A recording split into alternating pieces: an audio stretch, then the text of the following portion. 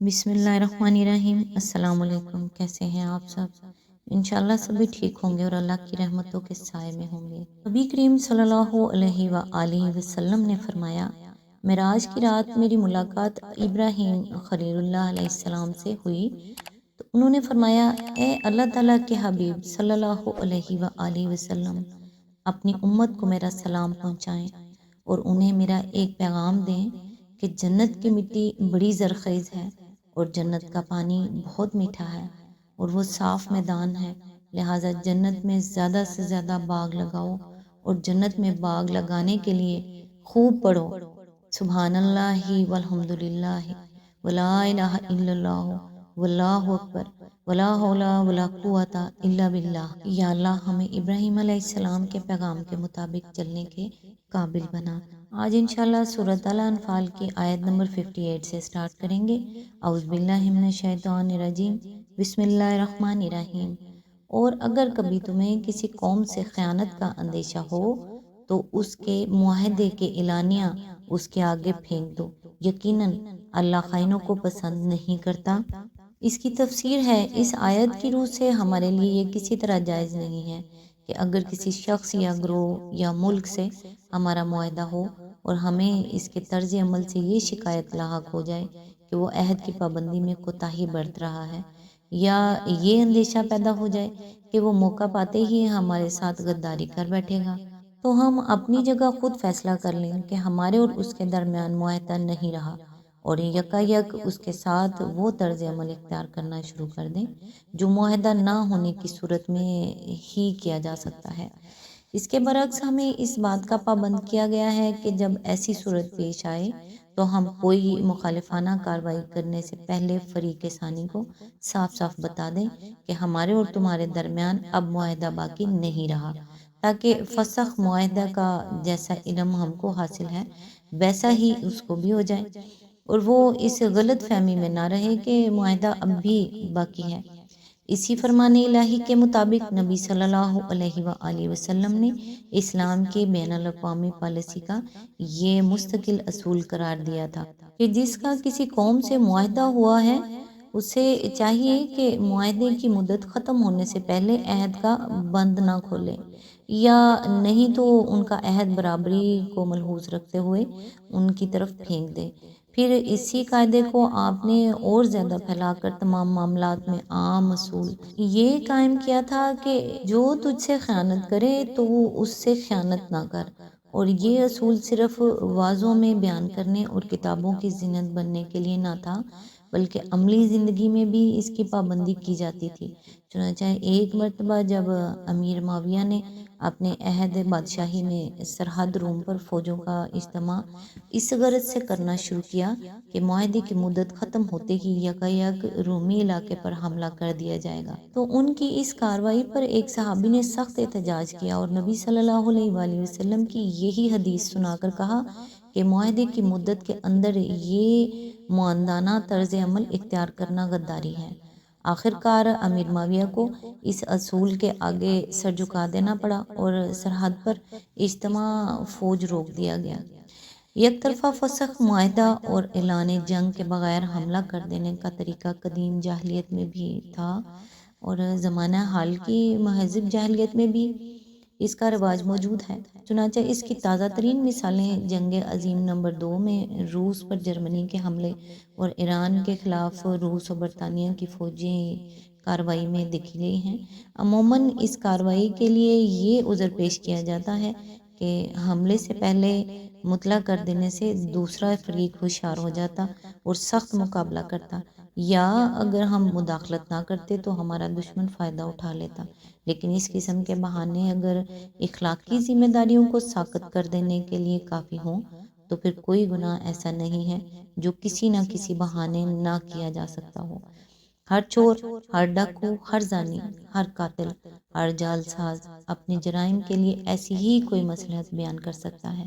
لیکن یہ عجیب بات ہے کہ یہ لوگ بین الاقوامی سوسائٹی میں قوموں کے لیے ان بہت سے افعال کو جائز سمجھتے ہیں جو خود ان کی نگاہ میں حرام ہیں، جبکہ ان کا ارتکاب قومی سوسائٹی میں افراد کی جانب سے ہو۔ اس موقع پر جان لینا بھی ضروری ہے کہ اسلامی قانون صرف ایک صورت میں بلا اطلاع حملہ کرنے کو جائز رکھتا ہے، اور وہ صورت یہ ہے کہ فریق ثانی علی الاعلان معاہدے کو توڑ چکا ہو اور اس نے صریح طور پر ہمارے خلاف ماندانہ کارروائی کی ہو۔ ایسی صورت میں یہ ضروری نہیں رہتا کہ ہم اسے آیت مذکورہ بالا کے مطابق فسخ معاہدہ کا نوٹس دیں، بلکہ ہمیں اس کے خلاف بلا اطلاع جنگی کارروائی کرنے کا حق حاصل ہو جاتا ہے۔ فقہائے اسلام نے یہ استثنائی حکم نبی صلی اللہ علیہ وآلہ وسلم کے اس فعل سے نکالا ہے کہ قریش نے جب بنی خزاعہ کے معاملے میں صلح حدیبیہ کو اعلانیہ توڑ دیا تو آپ نے پھر انہیں فسخ معاہدہ کا نوٹس دینے کی کوئی ضرورت نہ سمجھی، بلکہ بلا اطلاع مکہ پر چڑھائی کر دی۔ لیکن اگر کسی موقع پر ہم اس قاعدہ استثناء سے فائدہ اٹھانا چاہیں تو لازم ہے کہ وہ تمام حالات ہمارے پیش نظر رہیں جن میں نبی صلی اللہ علیہ وآلہ وسلم نے یہ کارروائی کی تھی، تاکہ پیروی ہو تو آپ کے پورے طرز عمل کی ہو، نہ کہ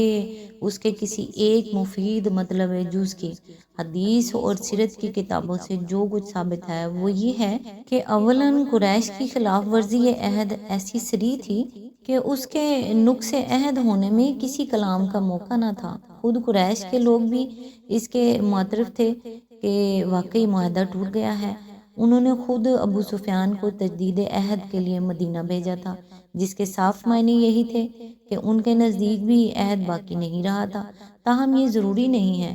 کہ ناقص عہد قوم کو خود بھی اپنے نقص عہد کا اعتراف ہو، البتہ یہ یقیناً ضروری ہے کہ نقص عہد بالکل صریح اور غیر مشتبہ ہو۔ ثانیاً نبی صلی اللہ علیہ وآلہ وسلم نے ان کی طرف سے عہد ٹوٹ جانے کے بعد پھر اپنی طرف سے صراحتاً یا اشارتاً و کنایتاً ایسی کوئی بات نہیں کی جس سے یہ ایمان نکلتا ہو کہ اس بد عہدی کے باوجود آپ ابھی تک ان کو ایک معاہدہ قوم سمجھتے ہیں اور ان کے ساتھ آپ کے معاہدانہ روابط اب بھی قائم ہیں۔ تمام روایات بالاتفاق یہ بتاتی ہیں کہ جب ابو سفیان نے مدینے آ کر تجدید معاہدہ کی درخواست پیش کی تو آپ صلی اللہ علیہ وآلہ وسلم نے اسے قبول نہیں کیا۔ ثالثاً قریش کے خلاف جنگی کارروائی آپ نے خود کی اور کھلم کھلا کی۔ کسی ایسی فریب کاری کا شائبہ تک آپ کے طرز عمل میں نہیں پایا جاتا کہ آپ صلی اللہ علیہ وآلہ وسلم نے بظاہر صلح اور بباطن جنگ کا کوئی طریقہ استعمال فرمایا ہو۔ یہ اس معاملے میں نبی صلی اللہ علیہ وآلہ وسلم کا اسوہ حسنہ ہے۔ لہٰذا آیت مذکورہ بالا کے حکم میں عام سے ہٹ کر اگر کوئی کارروائی کی جا سکتی ہے تو ایسے ہی مخصوص حالات میں کی جا سکتی ہے اور اسی سیدھے شریفانہ طریقے سے کی جا سکتی ہے جو حضور صلی اللہ علیہ وآلہ وسلم نے اختیار فرمایا تھا۔ مزید برآں اگر کسی معاہدے قوم سے کسی معاملے میں ہماری نزاع ہو جائے اور ہم دیکھیں کہ گفت و شنید یا بین الاقوامی ثالثی کے ذریعے سے وہ نزاع طے نہیں ہوتی، یا یہ کہ فریق ثانی اس کو بزور طے کرنے پر تلا ہوا ہے، تو